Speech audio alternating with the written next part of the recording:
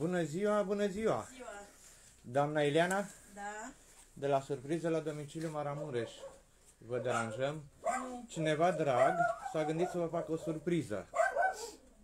Aveți idee despre cine este vorba? Fata mea și cu băiatul?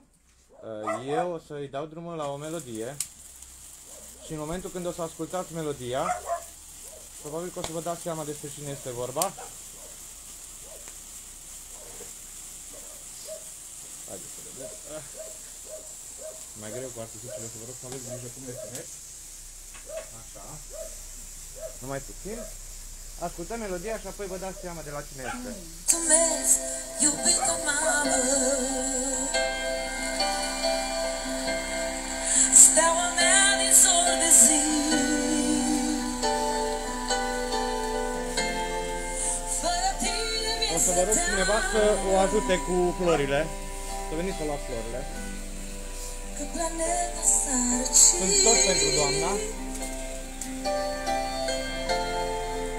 Fără tine mi-este teamă că planeta s-a răcit.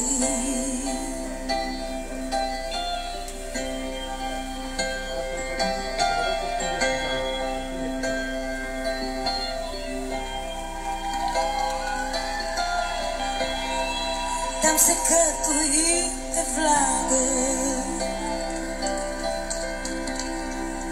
m-ai născut, m-ai înflorit. Pentru tine, mamă dragă, soarele a răsărit. Pentru tine, mamă dragă, soarele a răsărit. Mamă frumoasă, primul meu rei, o minune te rog mai stai, dulce lumină rom de măslin, a venit vremea să ne întâlnim. Dulce lumină rom de măslin, a venit vremea să ne întâlnim. A venit vremea să ne întâlnim. La mulți ani, dragă mamă. Dacă nu ți-am spus-o niciodată, ți-o spun acum. Îți mulțumesc că existi. Îți mulțumesc că ești mama mea. Îți mulțumesc că ai avut răbdare cu mine. Îți mulțumesc că m-ai crescut, oferindu-mi toată iubirea și fericirea de care un copil are nevoie. Și îți mulțumesc pentru că nu ai încetat niciodată să crezi în mine. Te iubesc cu toată ființa mea și îți doresc multe zile senine ca să ne bucurăm împreună de tot ce are viața mai frumos să ne ofere.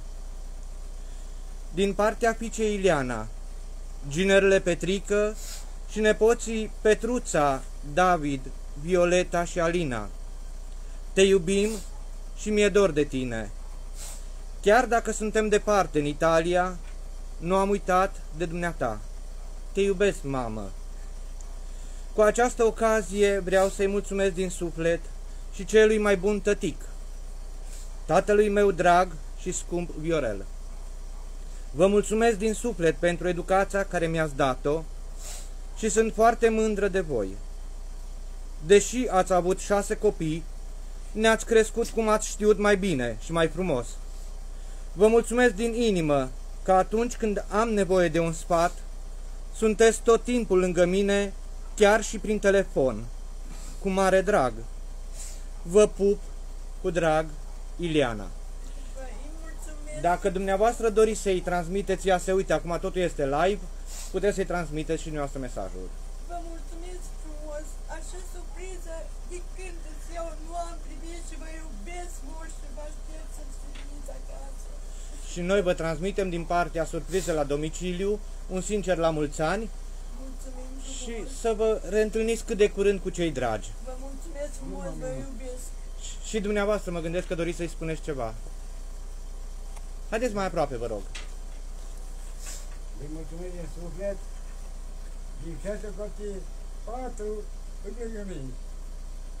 2 fac diferență. Le trebuie avere, le trebuie... Nu știu. Noi vă dorim, este o surpriză de fericire, vă dorim numai bine, Vă mulțumim Deci foarte nu frumos. ura lui ăsta la mulți ani, nici pe telefon cel puțin. la mulți ani din partea noastră.